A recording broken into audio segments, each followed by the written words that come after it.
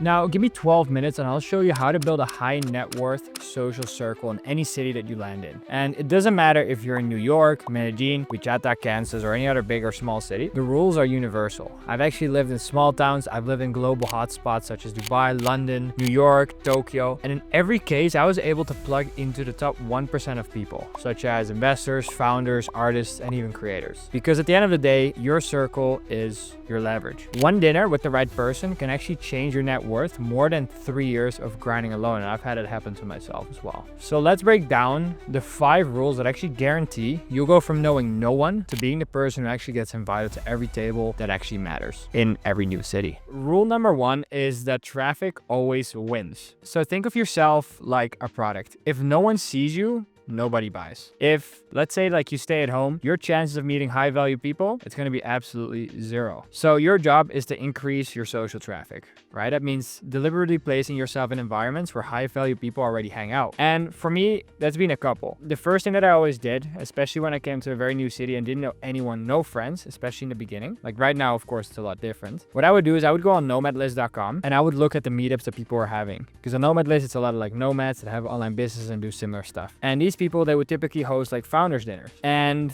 meetups. So it's very easy because a lot of the people there do the same stuff and a lot of the people are there to also meet other founders or nomads. So it's very easy to basically start to go with something, even if you're not easy with like interacting with other people. Now, once you've kind of like found your circle there, which after attending a couple should be fairly easy to do. One thing that I used to do is go to like concert with those people and go to like events and try to get like backstage or tables. And a lot of times, by the way, this doesn't have to be very expensive. Like a table, let's say if it's $1,000 or $2,000, you split it by like 4 or 5 people, that's only like a couple $100 a person. And the thing is you want to pay the extra because a lot of times it's not even that much different than buying VIP or GA at these events. And the nice thing is that it provides access to like artists, industry professionals, especially that are local to the scene, people that are very high up to that city that you're visiting. So that's one thing that always helped for me. And also like when people are going out and people are just trying to have a good time, it's a lot more easier to approach them and talk to them, right? Because if you're having fun, they're having fun, that's all they're there for. And it's a lot more smoother than, let's say, going to a founder's dinner. Because sometimes a lot of people make it like very forced to make these connections there. So there's definitely smoother. And then if you're more into like health, basically like go to like boutique gyms where they have like common areas, pools, etc., like nice ones. Invest a little bit of extra money. In a lot of countries, it's not even that much more. You also find a lot of individuals fostering a lifestyle focused network.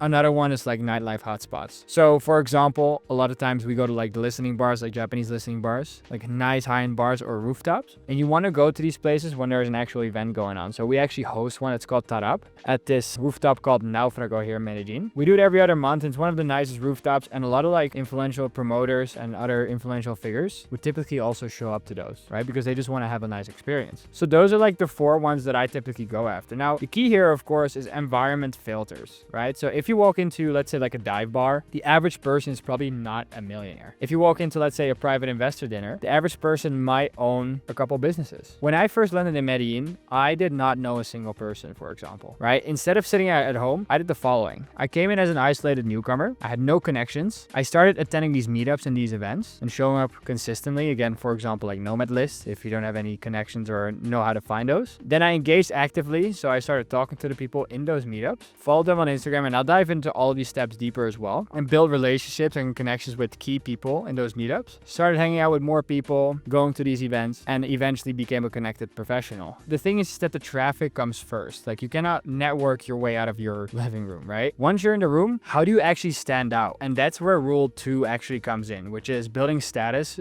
before you walk in. One thing that you've probably noticed is that Instagram is kind of like your resume, right? Like not high network people check your online presence before they trust you. Same goes with business. It's almost all the same principles. If your page looks like trash, shit, or low value, a lot of times, sometimes don't even get invited back. Before you walk into any room, you want to make sure that your Instagram profile is kind of like built and curated like this. So select and showcase like achievements and experiences to demonstrate not just per se your value, but kind of like that you're doing something interesting. Highlight your bio, so clearly state what you do and your expertise in your bio or where you're currently located as well on top of that. I've seen that a lot as well. And also try to post like some screenshots here. We'll actually go through that here of my profile just to give you some examples. examples. And then the third is just like eliminating the noise, right? So remove irrelevant or unprofessional content from your profile and just try to keep it interesting and like a mystery of what you do and how you do all of that. Now here I basically may have some examples of like my profile. Here it's just like me DJing, right? It's like one of my hobbies. I try to showcase my hobbies. Here it's with a big artist that I basically made a song with. This one is me traveling and actually trying to give a cigarette to a monkey in Bali, and he got very angry. Here is basically us going to Burning Man. Here it's us basically attending a fundraising event here in Medellin, basically in suits. Us being in Ibiza, talking to our drivers, etc., etc. Some of these are very smooth. You don't have to put a ton of money into them. Just show that you're doing stuff and that you're achieving things. And the nice thing with this social proof is that it travels with you. Like if you look like a builder in Dallas, you look like a builder in Miami. If you look low value in Dallas, you still look like low value in Miami, right? Like we had a founder friend of mine who used Instagram strategically when moving to Bali, let's say. He had no local connections, but his profile showed a legit business, achievements, international travel, and event footage. And within weeks, he was invited to private villa dinners with 7- and 8-figure entrepreneurs and met his current partner there. Your online presence gets you in the door before you even say a word, right? Because unfortunately, in this day of age, people do have a certain opinion about you before they even met you, right? Just by seeing what they can find about you. But the thing is that presence alone isn't enough. Like once you're in, you need to connect, which is rule number 3, converting traffic actually into real connections. So yeah, being seen isn't really enough. Like you need to convert exposure into connection. And here's the system for that. It's almost like taking care of a plant and making it grow from the seed up. So first you have cold traffic, like event attendees, potential connections, right? That you meet at all these meetups. Talk to everyone. You make sure you treat them well and you make sure that they feel special, have them talk about them, all that kind of stuff. Engaging opener, just have like a funny like conversations. You can say like, hey,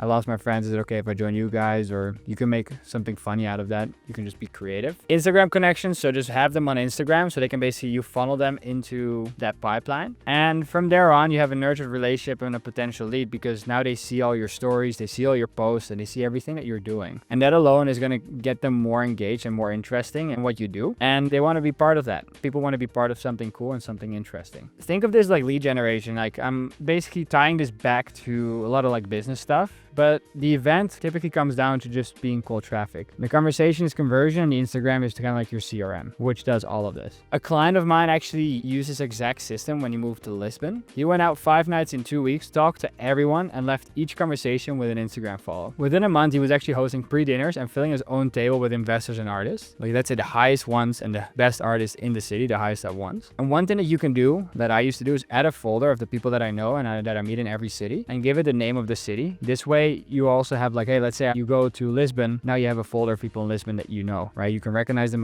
by face. You remember exactly where you met and all this kind of stuff. This is actually a feature that's on Instagram. Now the key is don't leave without a contact point. Contacts compound into capital. But adding people is just a step, right? The real power comes from when you actually organize, which is rule number 4. If you're still wondering at this point, like how do I actually become a hub? Like DM me for helping build your own circle. I've done this in many cities myself and love helping people, so you can just like book a time and we can just chat there. Now let's actually talk about how you can become the hub. The person who organized becomes the center. It doesn't matter if you're in a brand new city. If you host, you win. Here's the playbook. Collect contacts, which is the rule number 3. Start a group chat. It could be on Instagram or WhatsApp for the friends or the people that you just typically meet. And I've seen tons of my friends do this in every single city, by the way. It's not something weird. Typically it's a group chat where only that person can talk and they can basically send out anything to their friends, whether there's a certain event going on or if they're trying to host something. And a lot of people would respond to that. And this way you don't have to text everyone individually as well. Could be like friends of, let's say, John, could be the name of the group. Host small gatherings. They don't have to be super expensive. Could be like a Taco Tuesday, a pre-party at your place before a big festival or event. Or if you're more into hell, like a Sunday hike or some ice baths or saunas. And step 4 is graduate to bigger dinners or club tables, right? Once you've got a bigger team, you try to spend a little bit more money as well and have a better experience, you can try that as well. Now, building a social circle, it kind of comes back to these steps again, which is collecting contacts, starting a group chat, hosting small gatherings, and then going to bigger events. Those are kind of like the 4 steps that we just went over. Now, again, you don't need to be rich to do this. Like you can split a table, let's say with 4 or 5 guys, everyone pays a couple $100, and you've now created a $2,000 experience for a faction. Invite the girls that you befriended, guys you respect, and suddenly you're the one everyone associate with great nights and just having fun, because a lot of people just want to have fun. And over time, people actually stop asking if you're hosting. They actually assume that you already are. And that's when then your phone actually starts blowing up with inbound invitations on top of that as well. Because you're doing a lot of stuff for other people, hosting and organizing. Eventually people will basically give back to you as well, as long as you keep giving. Now, another story was like in Kansas, one of my friends actually created his own scene. There was no clubs, no big parties. He started hosting poker nights and rooftop barbecues. And within months, his house was actually the magnet for the entire entrepreneurial community. There was no better deal to compete with because he was the better deal because he put in the work. Hosting once and you're a guest, hosting consistently and you become the hub.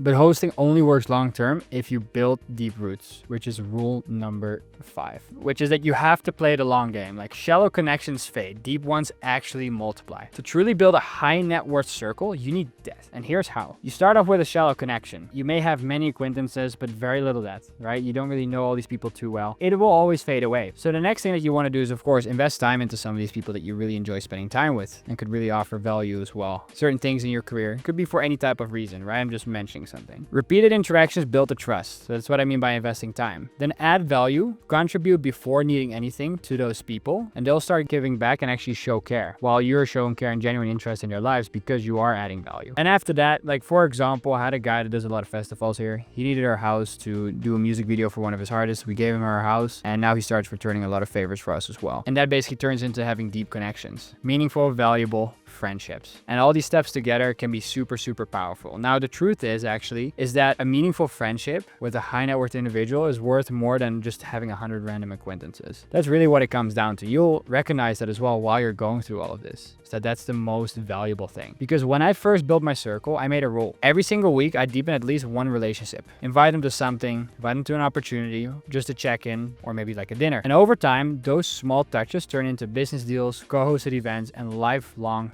friendships. Even though if you feel like you have your circle, keep doing this because you never know how long that circle stays. Like maybe a guy meets like the love of his life, moves out to a different country, etc., etc. So always make sure you keep doing this no matter what, because you never know what happens. Relationships do compound just like capital. The more that you invest, the more exponential the payoff. So that's why it's very important that you cannot stop investing. It's almost like spending money on marketing. You're not going to spend money on marketing just because things are going well. You always want to make sure that you're marketing and putting the word out there, because there's always a delay effect to it and you never know what happens in the future. Now that's it. If this video actually hit home, here's your next step. I basically recorded a full breakdown of how I scale my business and network from 0 connections to sitting at dinners with multimillionaires, DJs, and big time investors while operating a 7-figure business. Now click the video that you see here on the screen somewhere, or maybe I'll add a link in the description to watch that now, because the truth is you don't need to rise to the level of your goals. You simply need to rise to the level of your circle. See you in the next video. Welcome to the Exit Operate era. Peace.